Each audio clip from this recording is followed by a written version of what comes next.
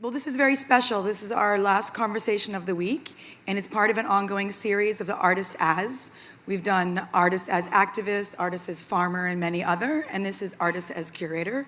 I'm very proud to introduce Hans-Ulrich Oberst of the Serpentine, and it's his idea of this conception, so welcome. Thank you.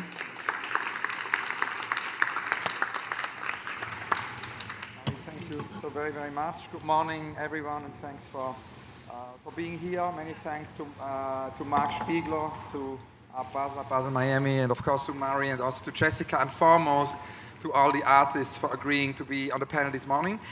It's a very wonderful situation that this evolutive ongoing panel can develop over so many years. We've been doing it now as the Artist As for almost actually 5 years, and of course many of these topics continue then to be explored. For example, the topic of the artist as a farmer led to many other incarnations. The topic we're addressing today is a topic which never goes away, and it's a topic which has always been present. So please give a very, very warm welcome to the protagonists of our panels today, to Joseph Kosuth, to Martha Rosa, to Rike Tiravanisha, to Martha Wilson, and to Liu Ding.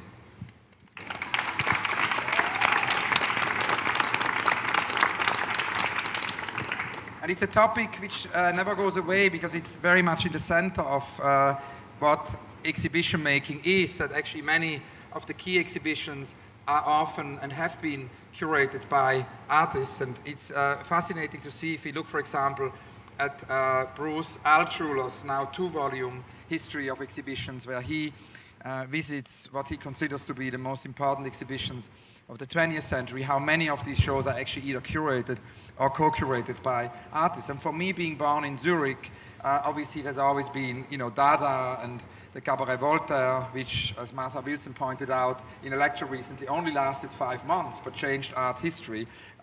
So Dada, but many of the Surrealist exhibitions, if you think about Marcel Duchamp in Paris and then in New York, he curated the Surrealist show, and that goes really throughout the 20th century. Many key exhibitions are curated by artists.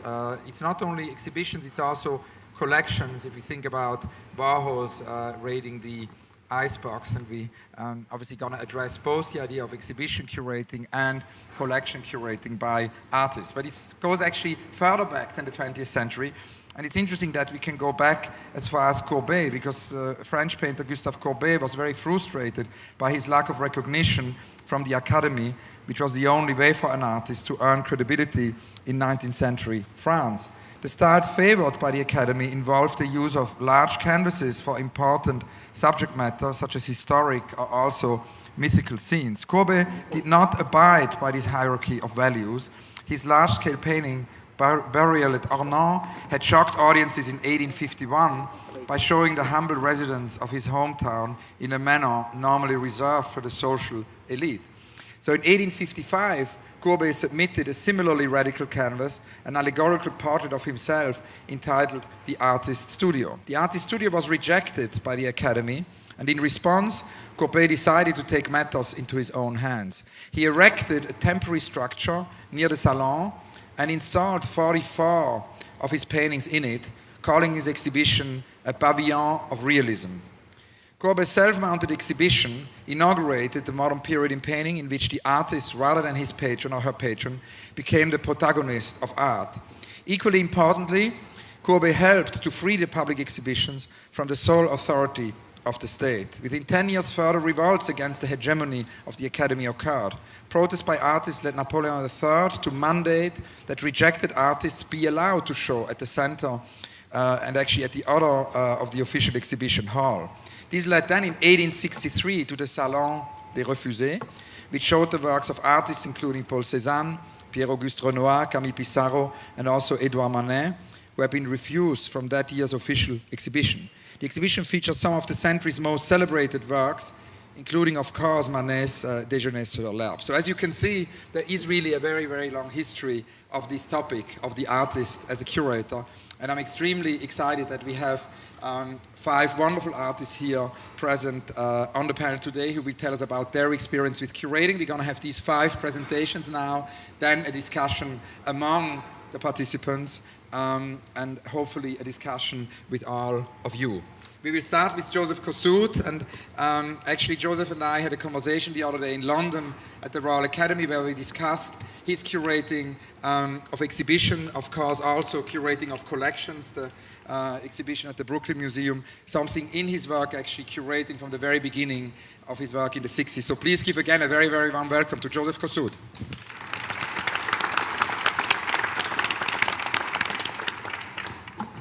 Let's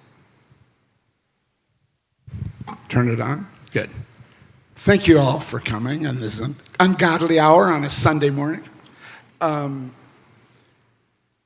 This is just I have a piece of text from the larger presentation, but the main points get covered, if I don't lose my voice before we get there.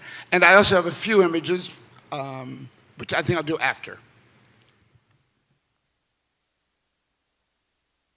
Borrowed meanings, some brief comments on curated installations.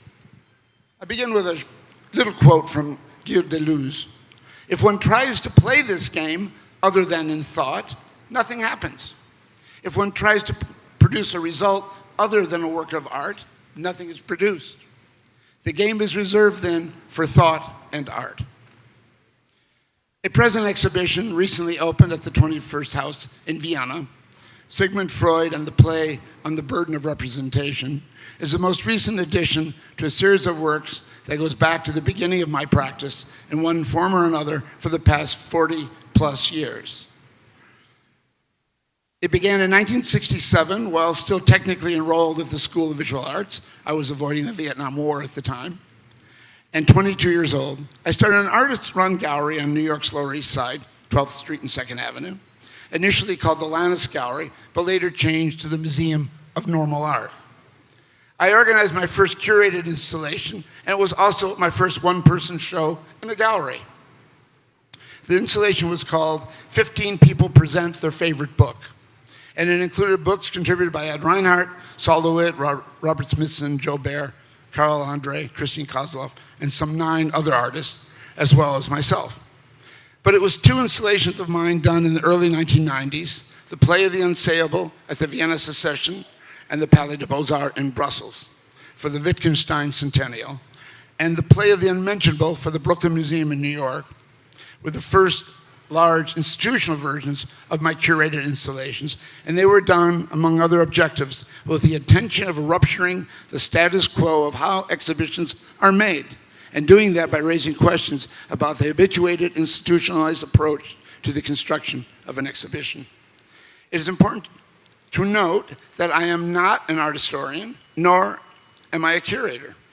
I'm an artist, and we need to consider here what such a difference means. Since the beginning of my practice as an artist, I've made it clear that it is my belief that the primary material of an artist is meaning, if only as cancellation. And thus, in my work, linguistic relations between objects and images and language itself has had a primary role.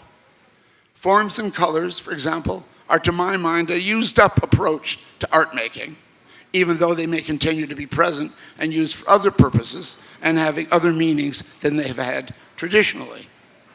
A consequence of this understanding and approach has often meant that the material of the work has been the context itself. At the time the Vienna Secession asked me to do the Wittgenstein exhibition for them and the city of Vienna, as it was the only centennial exhibition being planned, they pointed out that the Secession is perhaps the only museum in the world run with a board comprised of artists. For this reason, it was their feeling that it would be most appropriate if the Wittgenstein Centennial Exhibition would be organized not by an art historian or a philosopher, but by an artist. It was with this perspective that I felt important questions could be asked about both exhibitions and art if an exhibition would be a work of art itself. My appropriation of the exhibition format as a basis for my work clearly does change the experience of when it is a work of art itself. The most relevant question about art recovered from modernism, and which comprise much of the postmodern practice, remains ontological ones. If the exhibition you are seeing is a work itself comprised of other works, what is the difference?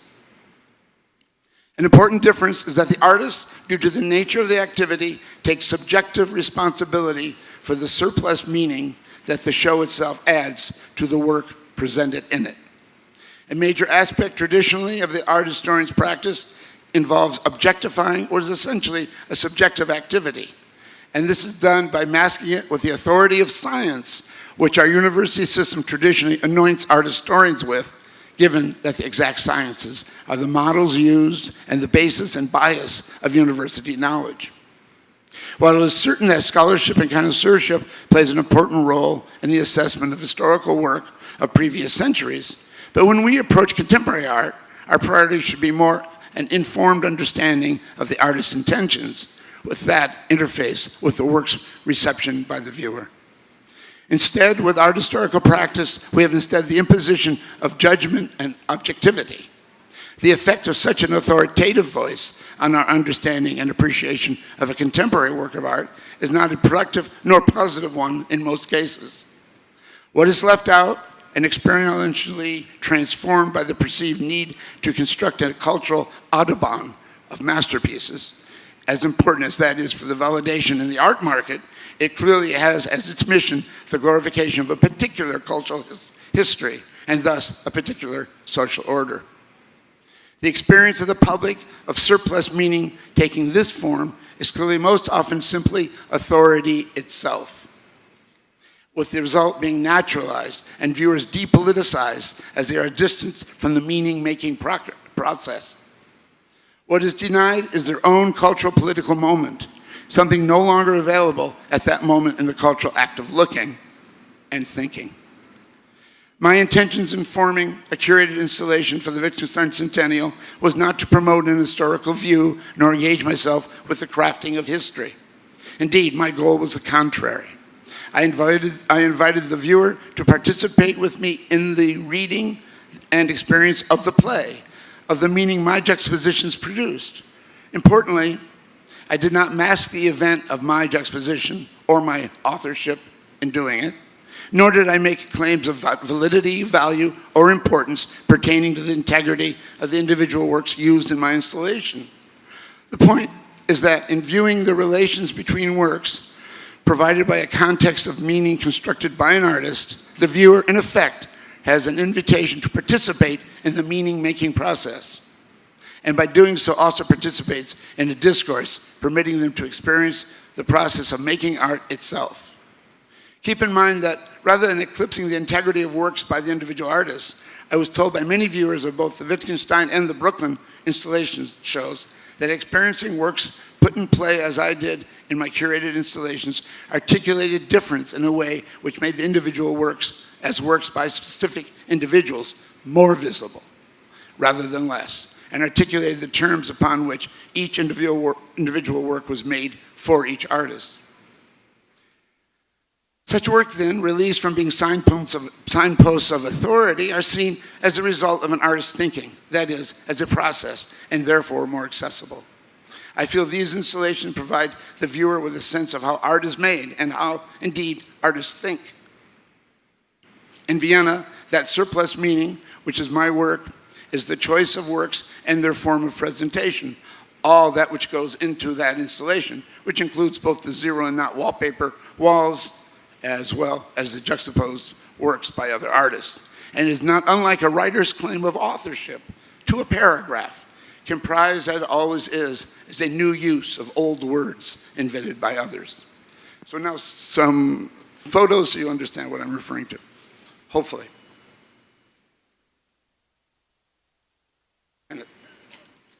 Kind of small, isn't it?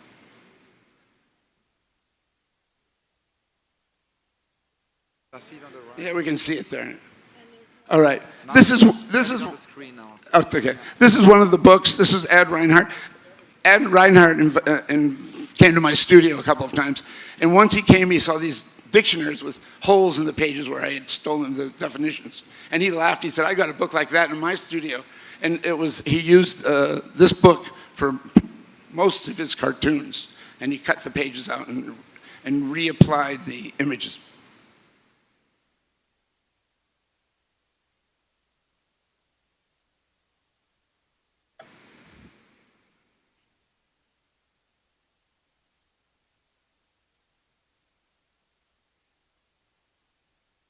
In the history of all these shows, there was only one artist who insisted that their work was removed, and that was Carl Andre, who said, if you're doing it, it's conceptual art, and I want nothing to do with it. Nice. Good old Carl.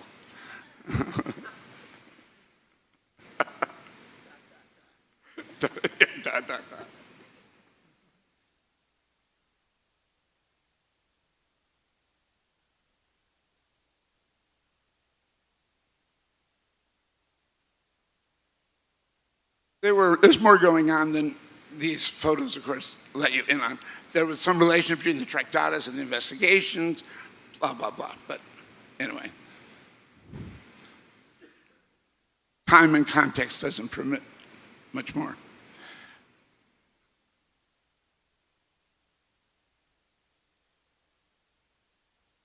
The show then traveled to Palais de Beaux-Arts in Brussels, which was about 2.5 times larger space. I found out what museums go through borrowing. If you don't have a collection, it's very difficult to borrow a work from a museum that does have one, because they know you'll never loan them anything. So I had to call up people and twist arms. But I've done that before.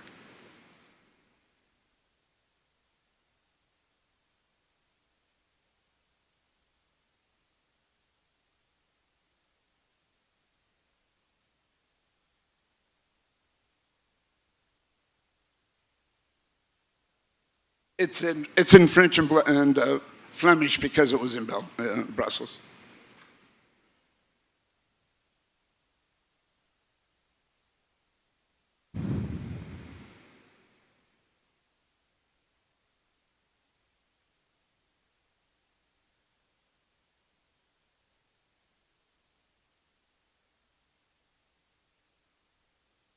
Normally, the Brooklyn Museum did these exhibitions of contemporary art where you would bring in a sculpture and plunk it in the lobby. And I said, can I do anything I want? And they said, sure. So I went into the collection and pulled out things showing that history is very much the texture, the problematicity of cultural activity. And a lot of this stuff was very much. This show and the show in Cincinnati are credited with getting the Republicans that realized that, in fact, it was impossible to enforce some of the recent laws they had put through.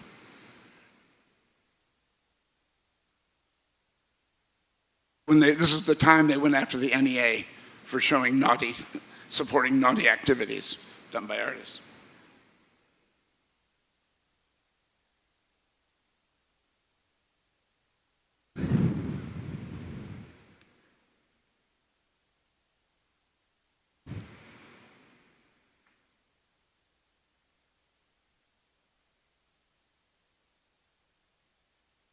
So this is the current show. It just opened, when was it? Last month? No, September. And I worked with the work of 70 artists. It was done, the Sigmund Freud Museum and the Belvedere's 21st House invited me to do it. I did the 50th at the Freud Museum because I spent the 80s working with Freud in my work. And so this was the 75th.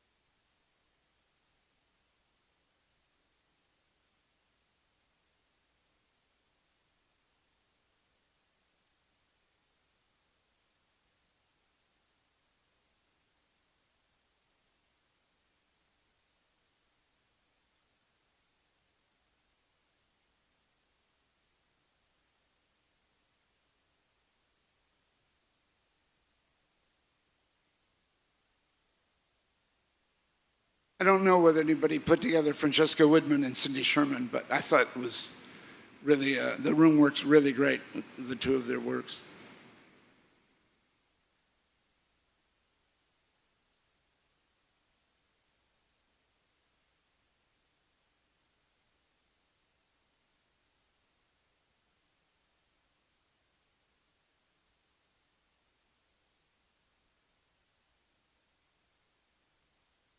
And you worked on Freud, of course, because there was the earlier Freud Museum, so it's an ongoing. Well, no, it was just the 80s. Yeah. That's how I spent them. But I worked with Freud, except for this. Yeah. This is Mike Kelly.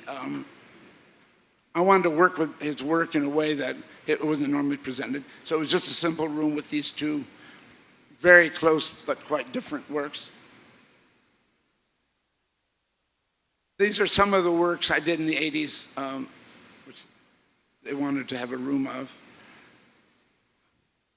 Oh, these are the different zero knots. You may have known one. It was a Leo Castelli gallery on Green Street, which was reproduced a lot. And this was a slideshow of the different, I did 14 different cities. I did that work. And this is the collection. I run a foundation at Sigmund Freud Museum in which I invite artists to contribute works related to Freud. And these are some of the works. This is Franz West's Bed, for example, and Chaim Steinbach's Aha.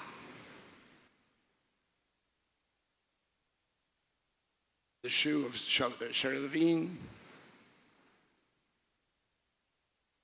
Ilya Kabakov. And then these are works of mine from the 80s, from the Freud work.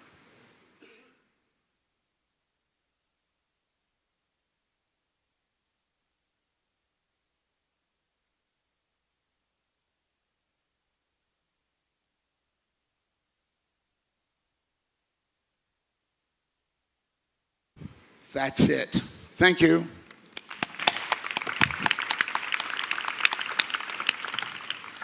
Joseph, thank you so very, very much, and many, many questions to then explore in the later conversation. I remember in '89 I was a student and went to Vienna actually for a week, visiting your show there every day, and it was very much what Deleuze Guattari said about Mille Plateaux. There was not a way to read that Wittgenstein book. One could see it every day differently. And you know, '89, we had last year the panel here with Simon Caste on 89 Plus, and that sort of whole idea of '89 being the year where Tim Berners-Lee invented the internet, it being the year, he called it Inquire at the beginning, which is interesting in terms of inquiry. It's also the year where the GPS was invented. It's the year of the fall of the Berlin Wall. It's the year also of the invention of GPS, and very importantly, it's also the year of If You Lived Here. And that leads us to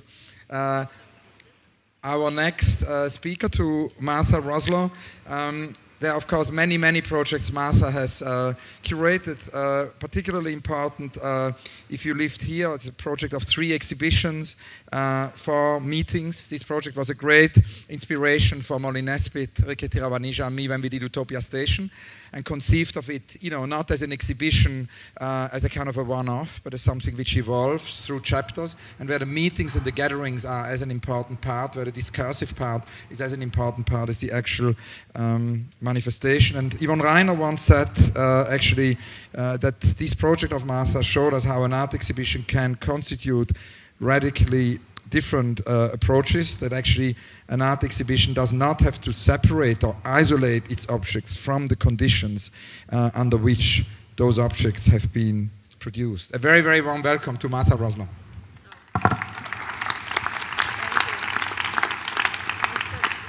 Thanks. It's on? Okay. Thanks for coming. It's sort of the middle of the night for me, and it's sort of panic-stricken. Is this? Give it a try. Just the green one. Oh. Okay. I'm not a curator. I don't actually think that most things that people call curating are curating. I'm certainly interested in being an organizer of various things, including exhibitions, but I didn't say one day I'm going to do, I'm going to organize stuff. I was invited by Dia to have an exhibition in conjunction with their sort of sticking their toe into the water of the real world, from being the high modernist white man boutique place that they were, which was lovely, but a little bit nerve-wracking, especially since they had a really terrific series of discussions, which were popular in the art world at that time, to have public meetings with artists and so on, called Conversations in Contemporary Culture or something like that. So when I was invited to do a show, it was kind of, the model they had me follow was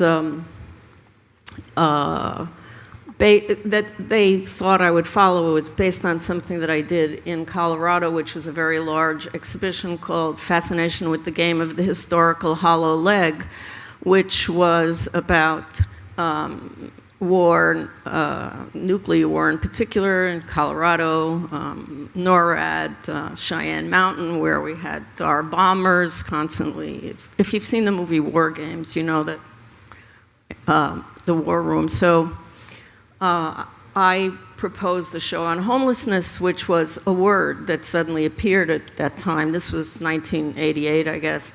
And it was the onset of the neoliberal effort to recapture cities for propertied elites, and therefore the mass eviction of people in cities around the world.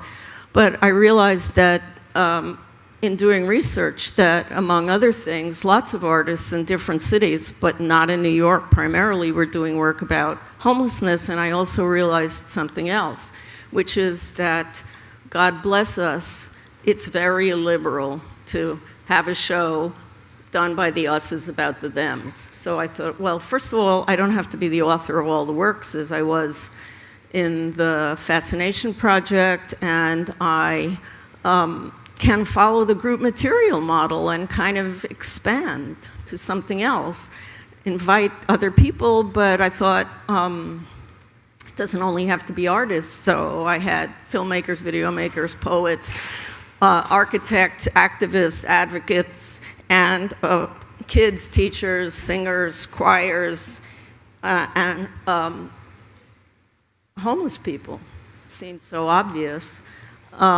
So I worked with this group, the Mad Housers, who kind of still exist, which is a self-organized group of, I guess, young architects and postgraduate designers working mostly in Atlanta to put together huts for homeless people, but as a way of getting them involved in first housing, but also social services.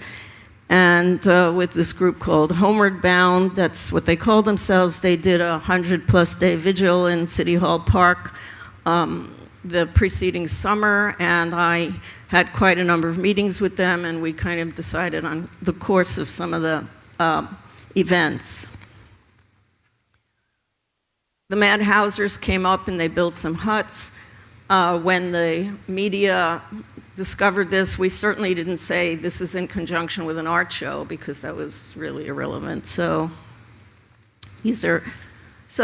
I decided that part of the problem of what I was calling the liberal approach was to have a show on homelessness. Homelessness is a condition, but it's not, it denotes a condition, but really we're talking about a process here. So I thought, okay, so there should be work about contested housing and people's fight to save their housing. And then I thought, but what about architecture and urban planning? Because this is part of the same. This all seems very obvious now, but I think in 1988 and 89, it was a little hard to work one's way through to these thoughts. I'm just protecting myself by saying that. So I thought then, okay, so we'll have an evolving exhibition, sorry. And then I thought, that's not going to work, because people will go, they'll see it and say, I saw it, and they won't see, why would I think people would return? So we divided it into 3 shows, Homefront, Homeless, and City Visions and Revisions, and they were organized according to the thematic material involved. In each one there was a reading room, which I kind of had done in the previous show as well, and in many of the works, many of the works I actually have put together include, books, and so on. A little note, I love Dia, but they took this photo, see that couch, see that rug, see that coffee table. There was a TV set there. When the photographer came, he removed the TV, and I said, well, the TV, that's a TV installation. And he said, yes, but TVs are ugly. So that's 1989. This is the interior of the reading room, and these are just some of the artists, some of the photos, some of the installations, and I apologize for not giving them their due, and I see they seem to be slightly cut off. That's Homeward Bound. They call themselves Homeward Bound Community Services because they actually wanted to offer community services both within and outside the homeless population, and they wanted an office in the gallery, so they're in their office in the gallery, and some of those people are not members but friends because it was a friendly group.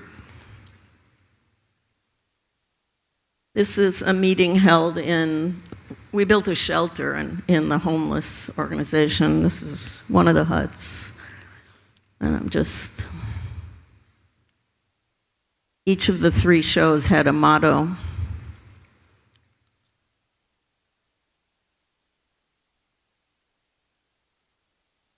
I hope the gods of exhibition forgive me for just rushing through these, but I'm a maximalist, and I don't know how to edit myself.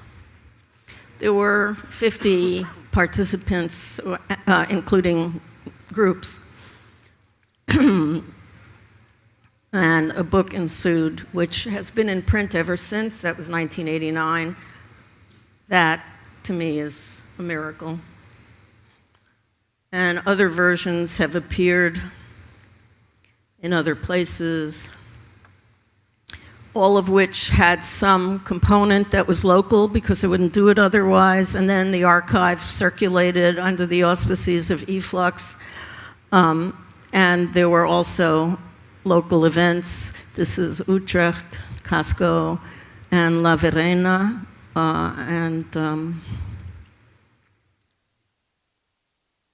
okay, the next. I have more time, right? 2 minutes? No.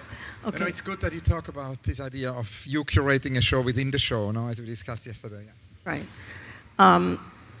So one of my curators for Utopia Station at the Venice Biennale is Hans-Ulrich Obrist. The other is Rickert, on each side, my bodyguards, and Rickert Tirvanija, and Molly Nesbitt, an art historian, is not here, so we had an echt curator, an artist, and an art historian. But I was living in Stockholm at the time, and if you've ever lived or worked in and around the communities of artists in school in Scandinavia, they are all considered bona fide artists already. So I was teaching at the Konstfach in Stockholm, and also flying to Copenhagen and teaching in the Royal Academy, and flying home once a month to teach in the graduate program at Yale. And I thought, well, why not invite them all? And we'll think together for the 8 months that we had, and we'll put together something. And I also had worked here in Florida at New Smyrna Beach at the Atlantic Center in January of 2002 with a group of young artists who I'm still in contact with called The Fleas. We have an online group now, and I invited them as well. That's the lower right-hand corner. And we had many models to consider. One of them was the Futuro, and you can see some of our books, and I don't have time to explain this. Part of the project was postering, so we made a number of posters with our participants, and that was the Scandinavian one, the previous one. This is the Fleas, the online group, and this was sort of a group. This was our flag. Oleana, if anybody knows, was a failed Norwegian colony in Pennsylvania, organized by a violinist named Ole Bull. And if you know the Pete Seeger song, you understand little roasted piggies there rush about the city streets inquiring so politely if a slice of ham you'd like to eat. So it's about failed projects. This was my banner, the Trojan horse on the 35th anniversary of the Pavilion of Revolt by the Scandinavian Situationists, a revolt that I think lasted like an hour, but important. So that's Molly. So we built our building. Did I say we built a building? That was the spaceship station, a site of hospitality. It came down, we built it in Copenhagen. It came down on a boat. We picked it up and carried it. We lifted it like in a barn raising.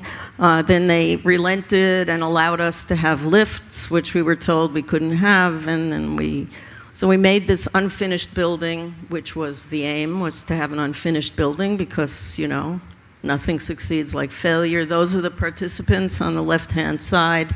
There's our flag. And we had seminar cloths with slogans like gross national happiness, which comes from Bhutan. We did a newspaper with several issues. That's the mobile office on the right. Follow Oleana was our meetings for the newspaper. We did Snicker Gladya cutouts for the building. And this is our building. This is the Fleas banner in the beautiful future, in our beautiful future with the Pache flag. This is the interior. We had lots of hosted projects other than our own. The circles represent the futuro. And this is our group with, somewhere in there is Rikrit, out on the outside, I think. Okay. The next is 2011, proposed Helsinki garden at the Singapore Biennale in 2011. It was a very cold February. I was sitting in Grumpy Cafe with the snow heaped up, emailing to women I didn't know in Singapore, where it was, of course, 85 degrees Fahrenheit and very humid, and organizing, would you like to be in an exhibition to do a community garden at the old airport in Singapore. And this was the Helsinki garden. As we know, it's a different climate entirely. Of course, this was my metaphor for the idea of the traveling exhibition, the ship of art. It was very hard to capture the project, but we had many, many meetings with one of the first women I contacted said, "Only women?" I said, "Why, you want to work with men?" She said, "Yeah." I said, "Sure." So, what's the problem? And I have to say, I don't have time to say it clearly enough. It turned out in this fantastically neoliberal place, all labor is done by completely unprotected workers from other countries in Asia. And that's the guy in the prince's yellow shirt. And everyone was very friendly and helpful, but all the work, sorry. These are some of the participants. The one on the right is migrant workers, housemaids who are actually given a day off, which many are not, migrant ecologies. The point is that Singapore considers itself as a garden, and Lee Kuan Yew, the man who invented Singapore, is called the master gardener, so everyone understood that there was a political dimension which they could interpret it well in this work with many different facets, which I can't go into. And as I said, it was sort of unpicturable. These are the participants.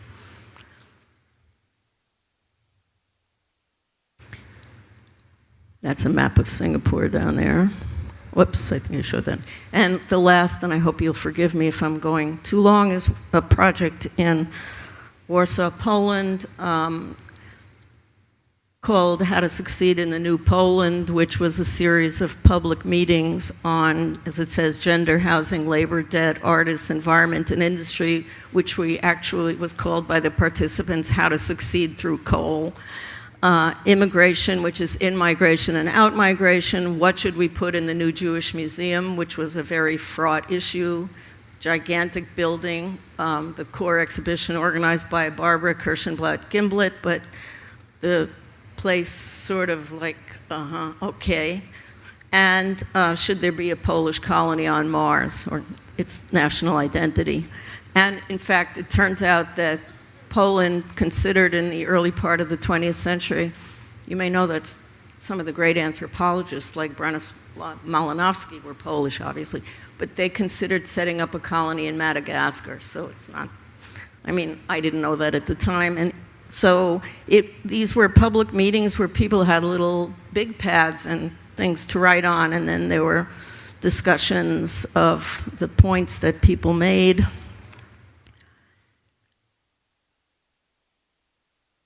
That's How to Succeed Through Coal. And that's it. Martha, thank you so much.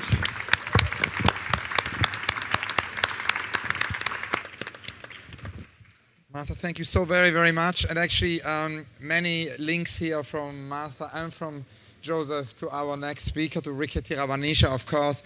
Looking at Martha's garden, it made me think of the land and Rickrid's curatorial endeavor of the land, which in a similar way grows over time. And when actually the projects we've been looking at, Martha's If You Lived Here, and many of Joseph's also earlier show, like the Secession show, happened at that time. Rickrid was working for Joseph Kossuth in the 80s in New York. Rickrid has...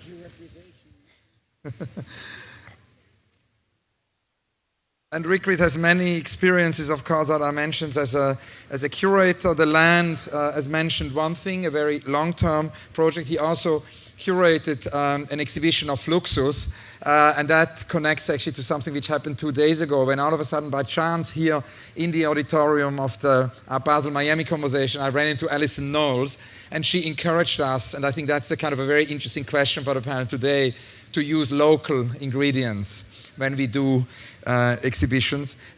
Rickrid also, as an artist, is curating solo shows of artist colleagues, which is interesting. So more recently, he has curated a show by Superflex. A very, very warm welcome to Ricky Tiravanisha.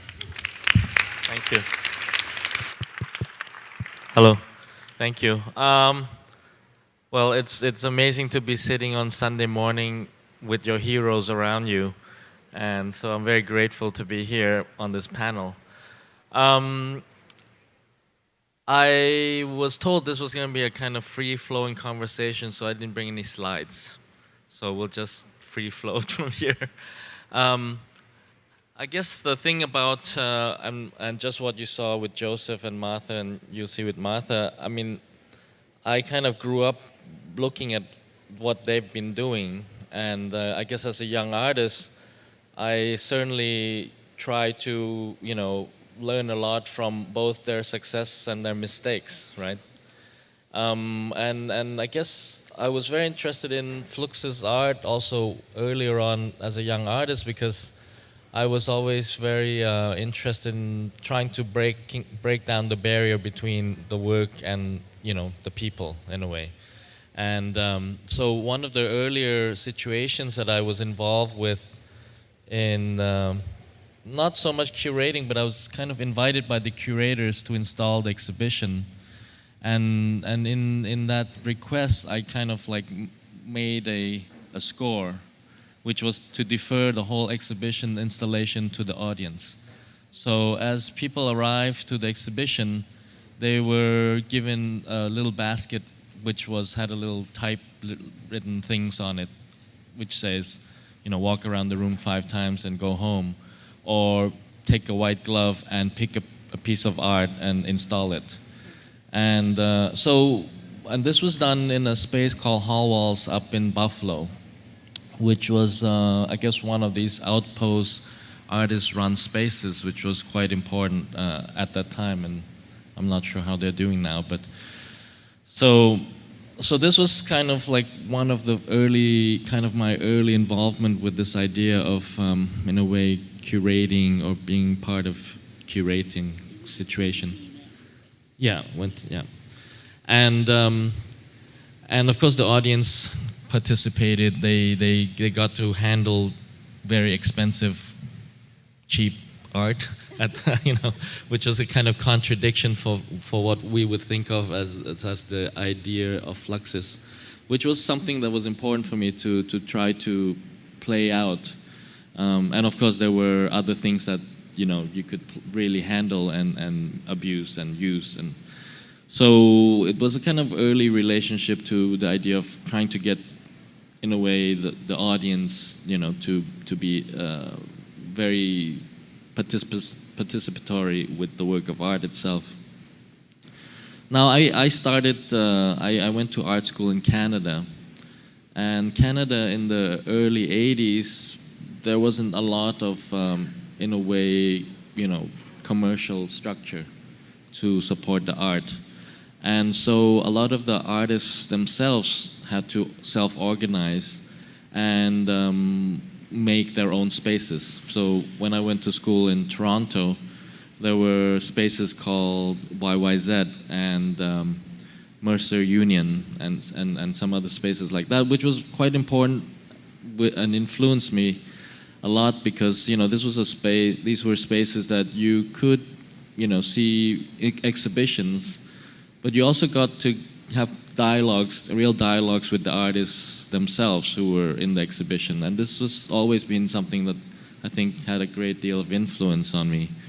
And of course, when I went down to New York, there were spaces like Franklin Furnace, where Martha Wilson will probably talk about, and Artist Space, and White Columns, Collective for Living Cinema. So these were all like spaces ran by artists and people who were making art themselves. And I kind of was, I guess, maybe, embedded into back of my head about the fact that as artists we have to kind of take care of ourselves, and we have to take care of what we have to say, and probably better that we say it ourselves than to have someone else speak for us in that sense. So and in that relationship, I think to be an artist who curate, for me it's kind of like part of the same activity.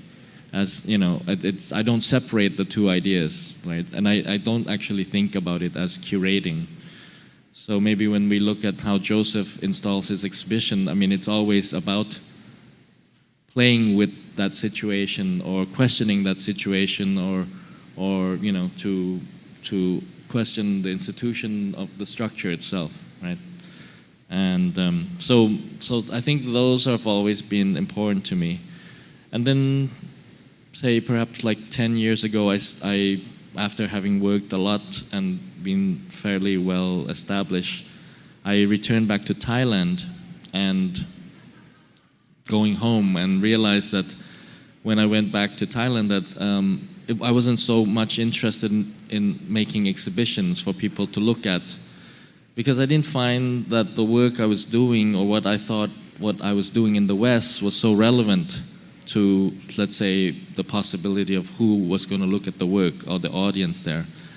So I just started to got myself involved with some local artists and young artists, and I realized that, again, kind of very similar to Canada in the 80s, and in Thailand, even at the present, there is no real established kind of institution or structures that would support artists.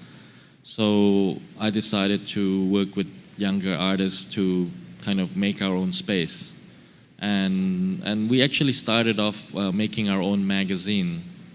And in this relationship, I would say I'm more of a facilitator than a curator, or I'm the guy who cleans the platform and support the platform that other people can work on. And in that relationship, I think it's kind of a open-ended curation. It's never been kind of too determined, but it was more about the will of the people who would participate in that sense. Recently, I was asked by a group of artists, and this group of artists, I think called Superflex in Copenhagen, have worked a lot with this idea of self-organized and the idea of self-determination and the idea of like rights and in a way the process of what becomes privilege and what isn't. And I think I've worked with them and they've come to Thailand and have a very close relationship. So we're always in discussion. And I guess when they asked me to curate a part of their retrospective, I decided to curate all the works that had been rejected. So it was a kind of like everything that had been either rejected by the institution or had been requests or basically lawyers came and said to them, you can't make copies of Lacoste. You have to, you have to destroy them.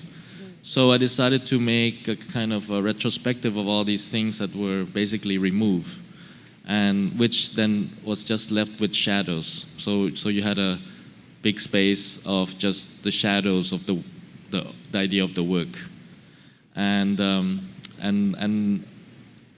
they had made a project for the British Museum, which was a guided tour of the museum through the perspective of a cockroach, and it was very, very successful in the British Museum, Science Museum. So I asked them that they would introduce this perspective with the cockroach as a guided tour through their negative works, or the work that had been removed. So the audience would come, they would get dressed up as a cockroach, and they would be taken through the exhibition through the eyes of a cockroach. Right. So those are kinds of things that I've been working with. And I think I'll just kind of leave it for now, and we can, yes. Just a subtext to what you said. The exhibition that Rick Reed installed was called Flux Attitudes, and Susan Hapgood and Cornelia Lauf were the curators, and I happened to be married to Cornelia Lauf at the time, so I was hearing, backstories. But one of the interesting things was they wanted to be true to Fluxus, right? And they mixed like Mike Kelly with old Fluxus and new Fluxus and stuff. What happened though was that they were going to be true to the original ideas of Fluxus, its kind of valuelessness and its openness. Well, all those artists were still in a state of shock by what happened to Joseph Beuys. Cornelia got her PhD at Columbia on Beuys, by the way, so that's part of how this came about. They were furious that she was undervaluing their works. They wanted their little plastic throwaway things to be worth a lot of money, like Beuys' things, So they were really under a tremendous pressure to not be, shall we say, true to the original ideas of Fluxus. I'm sure I'll get in trouble for telling this story, but what the hell. Thank you so much. Many thanks to Rick Reed and to Joseph.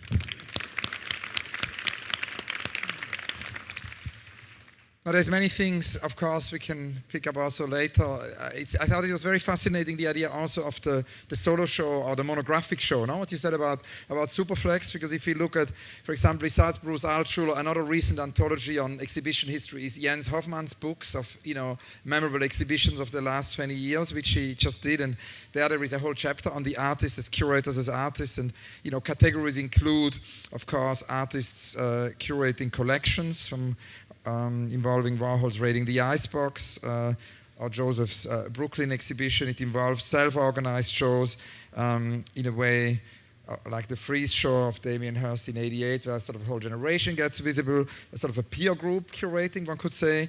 It involves then more thematic shows. Now, if you think about Mike Kelly and the legendary Uncanny show. But what is interesting is that this idea actually of artists curating solo shows or monographic shows of their peers doesn't seem to appear a lot in exhibition history. And once that would start, it could lead to an incredible series of exhibition, which can only make us dream. But Rick mentioned as a very important aspect of the discussion today, the idea of artist-run spaces. So this idea not only of a exhibition limited in lifespan, but a very long-term project where an artist runs a space, invents a space, and that leads us, of course, right away to our next speaker, to Martha Wilson, who as an artist founded and directs the Franklin Furnace Archive. A very, very warm welcome to Martha Wilson.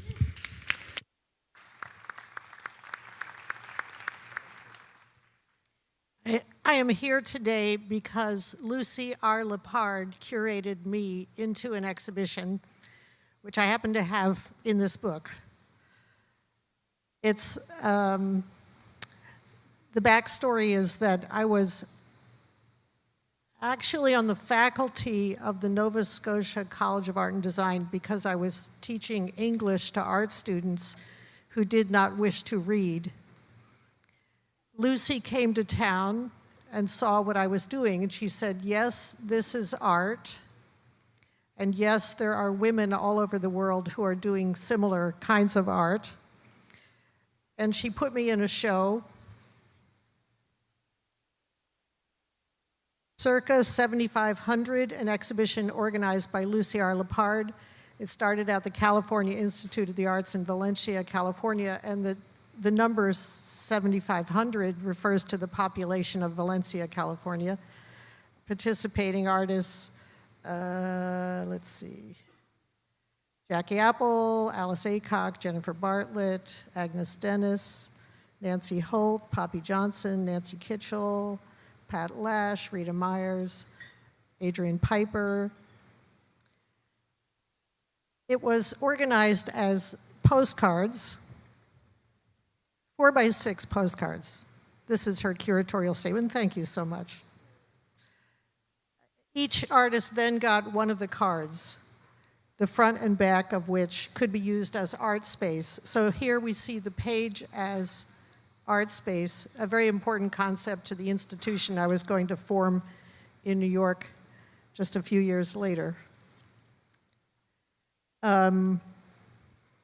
So I used my card to do a piece called Breast Forms Permutated.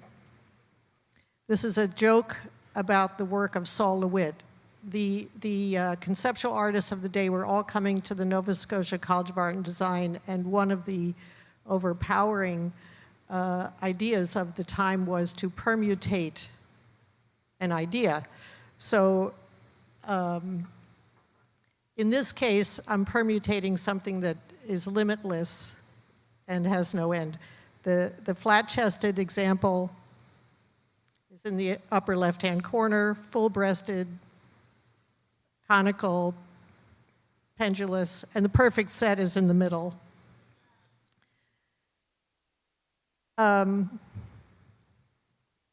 I thought it was performance art. I thought what I was doing was performance art, and it ended up looking like text and image. See if I can find one of them. It ended up looking like text and image, and it remains so, although when I moved to New York, so part of the story is that my beautiful artist boyfriend, who looked like Marcel Duchamp, dumped my ass, and I thought, well, if I'm going to put myself back together, I'm going to move to New York. The reputation of the feminist community outside of New York was that these women were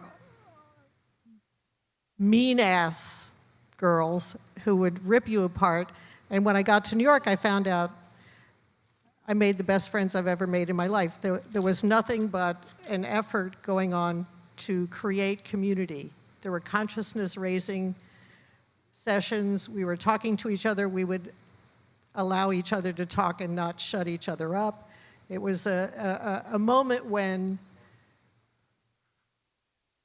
the definitions of feminism and what the heck is feminism were being formed. And at the same time, the information show had occurred. Kynaston McShine did a very important show at the Museum of Modern Art in 1970. It was the information show, works of art that were text-driven, concept-driven. I moved to New York. I'm doing these little publications. I took them uptown to the Museum of Modern Art bookstore and said, well, will you sell my publications? The manager of the store said, look, lady, your publication costs $5, but it's going to cost us $5 to do the bookkeeping, so the answer is no, we're not going to sell your artist book. Artists were also doing street works. They were doing stuff on street corners, or they were doing temporary installation works. Barbara Kruger would put up a giant-ass poster on the wall overnight. And the uptown community was not really paying attention to what the downtown art scene was doing. There were some examples of efforts. There was a projects room at the Museum of Modern Art. I mean, there were some efforts being made, but basically the uptown scene was ignoring what was going on downtown.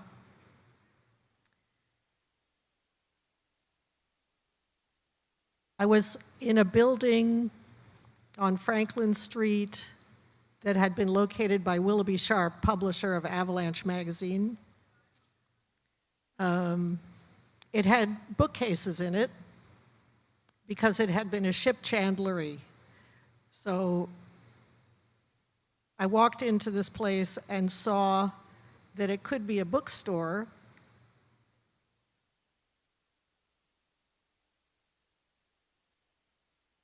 But I knew I didn't want to get in bed with Willoughby Sharp, so I incorporated separately. And however, Willoughby, when I told Willoughby Sharp that I was going to call it the Franklin Stove, he said, no, you must call it Franklin Furnace. He was absolutely correct. That's how Franklin Furnace got its name. A museum for hot air. Really, what are we doing? We're creating ideas. We're creating discourse by making these weird works. We're creating an opportunity for ideas to be exchanged. So Franklin Furnace opened its doors April 3rd, 1976. Artist books on trestle tables. No particular attention made to making these artist books into precious objects. Quite the opposite. We wanted people to handle them and read them and look at them. Printed matter was forming around the same time. We had a meeting and decided that Franklin Furnace would take the not-for-profit side of exhibition and archiving, and printed matter would take the for-profit side of publishing of artist books and distribution. Printed matter was first in the Fine Arts Building, this direction in Tribeca, and then they went to Lispenard Street, that direction in Tribeca.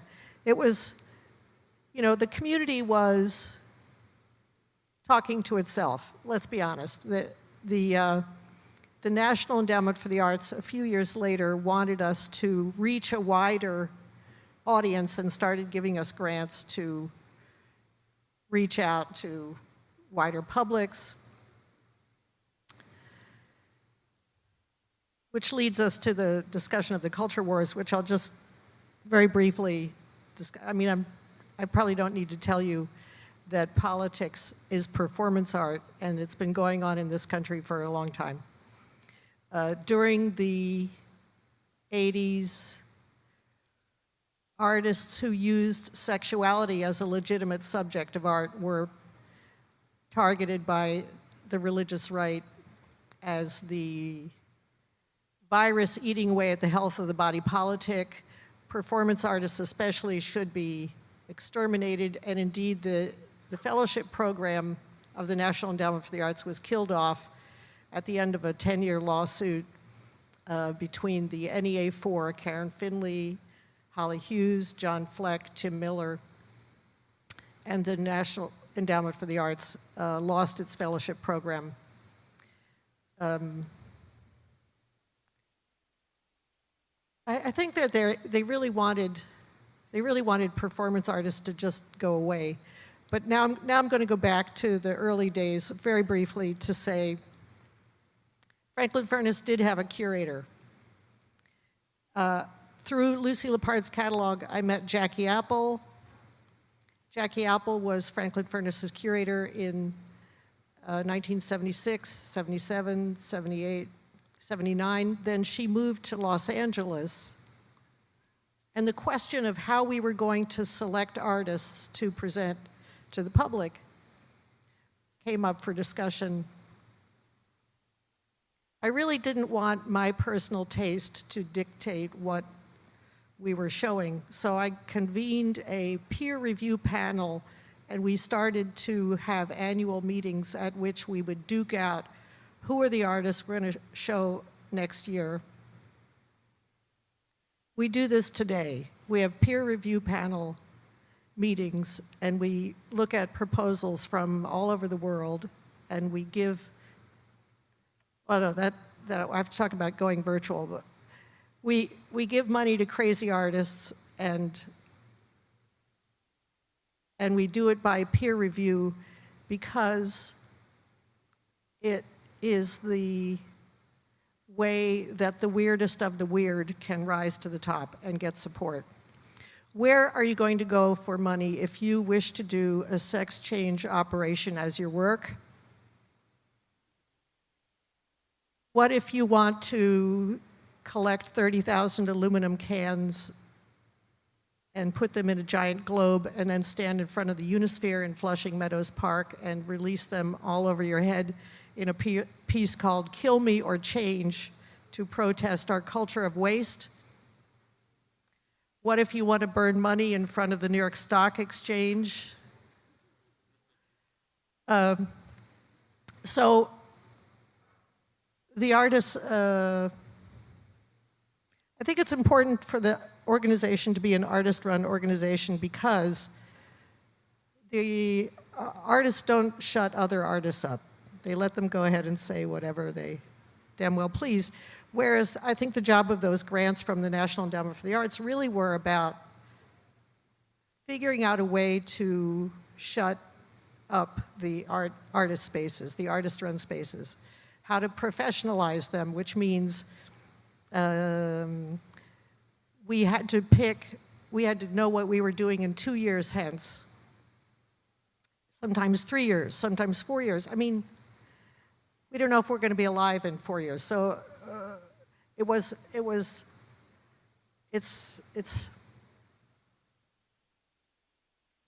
going back to the culture wars. Okay, so at the end of the culture wars, the board of directors, on which Joseph Kosuth served, and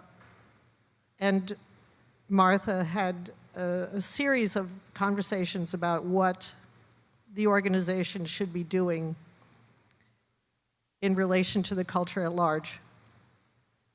And we decided to go virtual.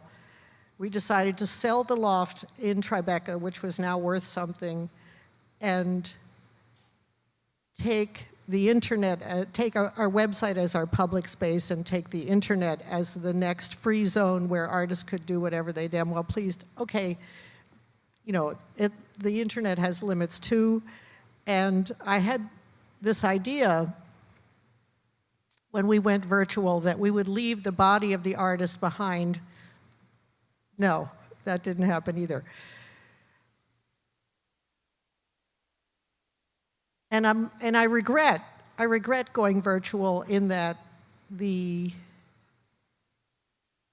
lure of real estate, we were a downtown hangout, a club for the avant-garde artist community, and we left that role. I regret that a little bit. On the other hand, the reach of the organization changed from 75 people sitting on hard folding chairs to literally millions of people around the world. So you have to kind of balance the pluses and minuses.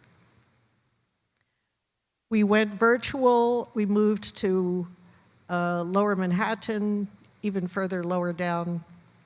9/11 hit. We were a block and a half away from the World Trade Center. We got an RFP from the BAM Cultural District. They wanted to attract not-for-profit organizations to Brooklyn. I asked my board, should we move to Brooklyn? They said, all the artists moved to Brooklyn 10 years ago. We should absolutely move to Brooklyn. We're in Brooklyn today. And 2 days ago, Friday the 5th, the organization moved to Pratt Institute. We have made the decision to nest at Pratt Institute.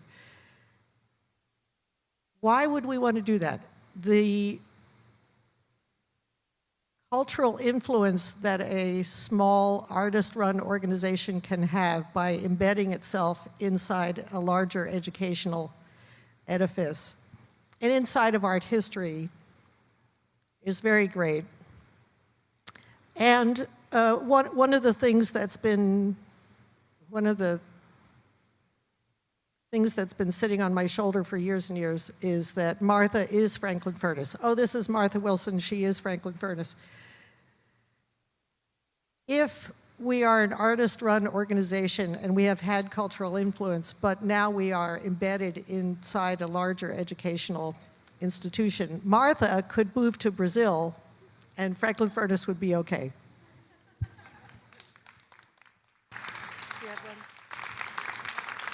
Martha, thank you so very, very much. And this idea of creating communities, which you've been doing in so many, many different ways, leads us right away to our next speaker, to Liu Ding, who as an artist and curator has been developing situations to create communities over a long time, very often in collaboration with another curator, with Carol Yinghua Lu, to whom we send greetings, who cannot be in Miami with us today, but is here by telepathy.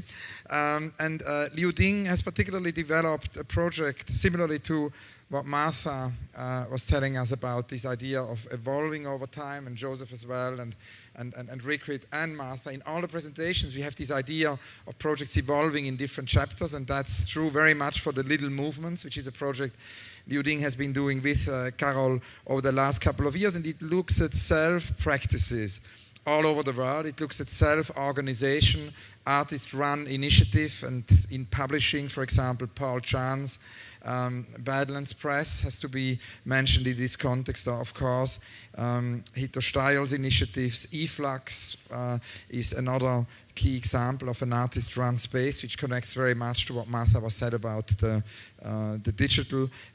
Or Hans Belting, who develops what he calls a thinking practice as an art historian, in a way, an artist-run space through ideas. So please give a very, very warm welcome to Liu Ding.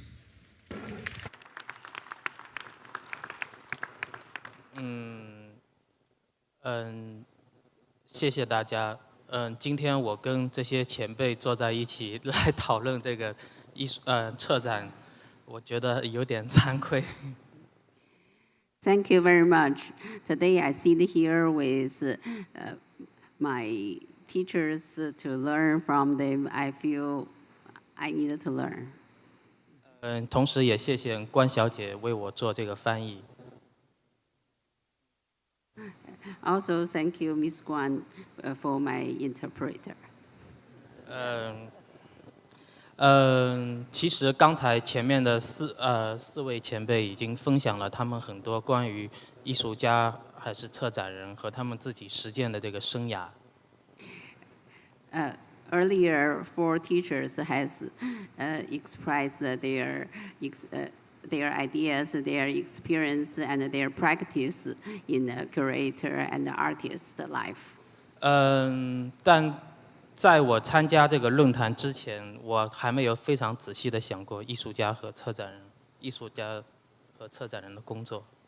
Before I came participate in this panel, I really did not really thought about how an artist can participate as a curator. 我刚才坐在这里看着他们在分享这个工作，我突然想到我自己做的第一个展览和我自己策划的第一个展览是我自己的一个个展。When I sitting here, listen to 4 teachers talking about their experience, I thought my first exhibition. 那个时候我大概21岁，我决定自己成为一个艺术家，我就自己组织了一个我自己的个展。When I was 21, I decided I want to be an artist. I want to exhibit my paintings, so I host my own first exhibition. 当我做完那个展览的时候，我突然想到，展览可能是一种语言。After I finished my exhibition, I realized that the exhibition can be a language. 之后我就组织了很多我的朋友的展览。Then I organized my friends' exhibitions. 其实，在2000年左右，对我有一个影响非常大的一个人，他也是我的一个带领我的一个画廊家。In 2000, there was a very 对我有影响很大。influenced me very much, a person who influenced me very much, who is also a curator, 画廊家 a gallist. 他同样他叫汉斯，是荷兰的一个画廊家。He is a galleryist in Holland. His name is Hans. 他也在北京。He was in Beijing. 他给了我很多鼓励，希望当他知道我对这个对其他艺术家有兴趣的时候，他给了我很多鼓励，让我鼓励我去做其他艺术家的展览。When he learned I am interested in hosting the exhibitions, he gave me a lot of courage to working for that direction. 同样也是这些展览的策划，这些展览也伴随着我自己的个人实践，就一起在我的工作里面。Organize the exhibitions for other artists is also part of my self-practice. 到了2009年的左右。In 2009. 我开始决定和我的太太一起做展览。I 她是一个策展人。I decided to start my wife. Decided to start with my wife to do the exhibitions together. She is also a curator. 当时在08年、09年的左右，在中国的艺术界是一个非常热闹的时候。In 2008 to 2009, Chinese artists world is very active. 同样在全球的艺术行业里边，也是非常热闹。At that time, the global artist field is very active as well. 同样经济危机也开始了。At that time, the financial economic downturn started. 在中国这个时候也开始了美术馆的热潮，新建美术馆的热潮。At that time, China started building new museums. 在中国的艺术界突然就是说想起了对于这个自我实践，重新整个艺术界产生了兴趣，重新对自我实践。At that time, in Chinese artist field, it pop up the ideas to think about the self-practice. 其实，在中国的艺术行业里，自我实践这个事情，从当代艺术开始从这个艺术有艺术家的时候，就一直是伴随的，就一直是有的。Self-practice it started a long time ago. It's with the artist's history. 但是这一次的自我实践呢，它其实夹杂了更多的是对于机构的想象，对于这个权力的想象。This 在 time, 08、09年的时候。in 2008 to 2009, the self-practice ideas combined with more with the power 想象这些机构 and 策展 imagination and power. 同样，当时我和我的太太有一种焦虑，就是说，这么多的自我实践，他们在实践什么呢？ At that time, my wife and I were thinking so many self-practice, but what they are practicing. 同样，我相信这个问题到今天还是在困扰着我们。Today, this question is still in my mind. 这个时候我们开始决定试试看做一个展览。So we decide we are going to have an exhibition. 我们开始组织了一个展览，就是刚才汉斯提到的，叫“小运动：当代艺术中的自我实践”。It's called a Little Movement in Contemporary Art Self-Practice. 这个展览其实主要讨论的是，在我们第一次展览的时候，展现了17个实践。At that time, we had 17 artists that participated in the exhibition. 其中包括了艺术家的实践、艺术机构的实践、批评的实践、艺术批评的实践。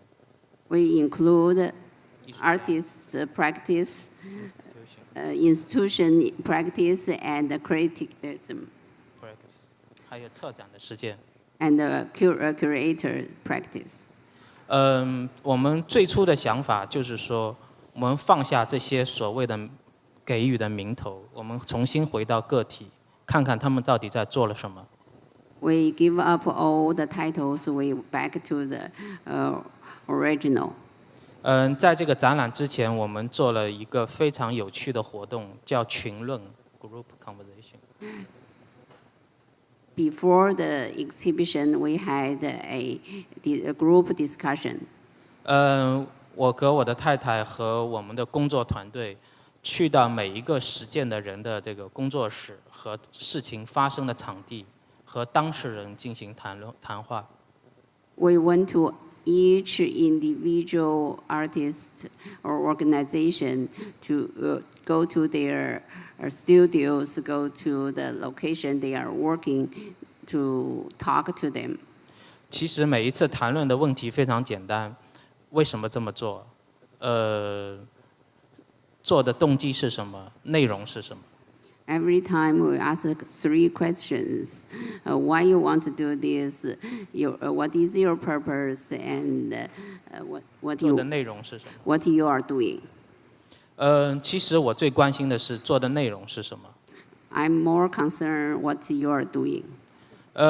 当我们看到很多听起来非常有趣的实践，其实，在我们问第2个为什么的时候，其实已经有很多问题是没法回答的。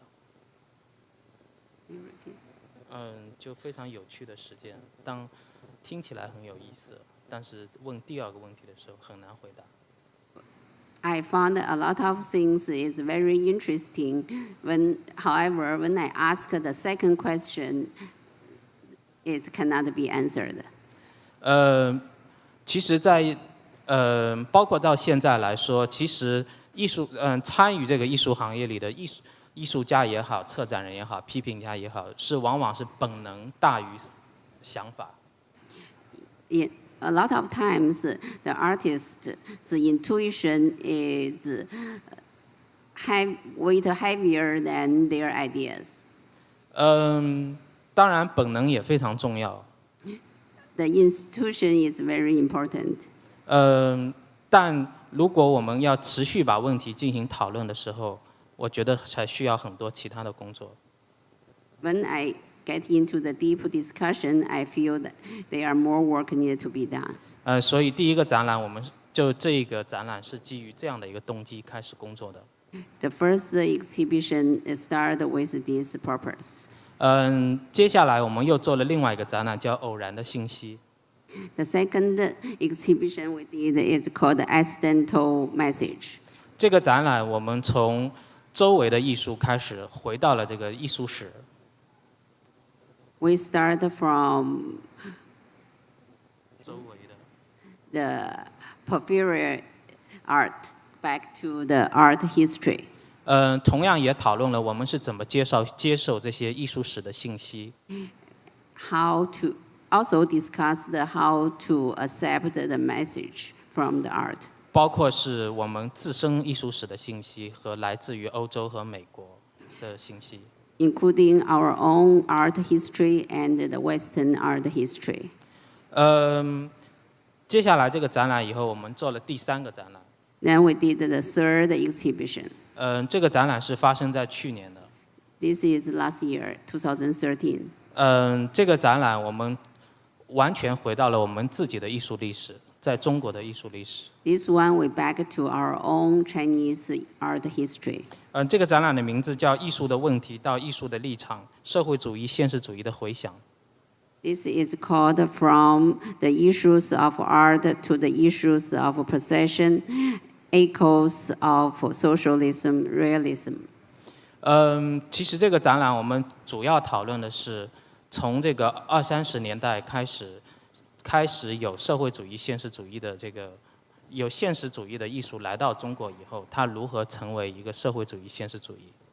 It's from past century 20s to 30s, 1920 to 1930s. At that time, how the realism from China come to China become the socialism realism.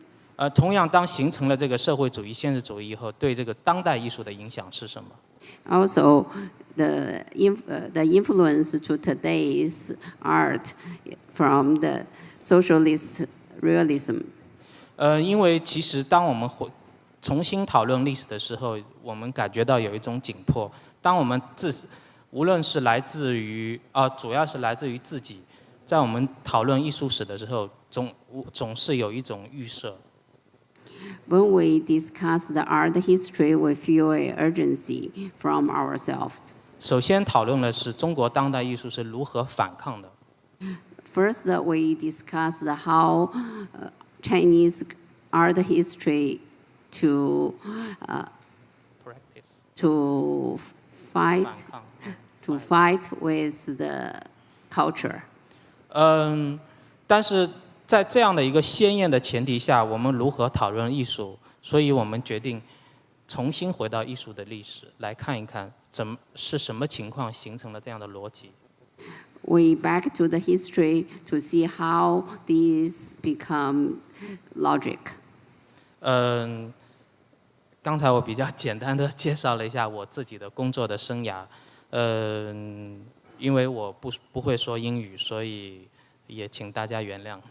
I just briefly discussed and introduced my personal artist and curator life because I don't know how to speak English. Hope that everybody can understand. 其实主要的问题是在我的工作中发现很多的问题，我觉得有的时候是可以通过创作来完成的，有的时候我觉得需要是通过展览才能完成的。In my life, I feel that a lot of times the problem can be solved through my own artist expressions, but sometimes need the exhibition to express. 谢谢大家。Thank you, everybody.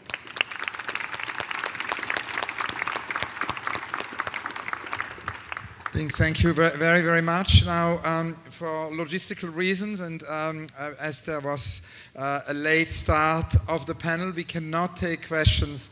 However, what we can do is that you have the speakers here, and I think you can ask if there are urgent questions individually, those questions to the speakers. Many, many thanks to Ding, to Joseph, to Martha, to Rikrit for their extraordinary presentations, and thank you all for being here. Thanks a lot.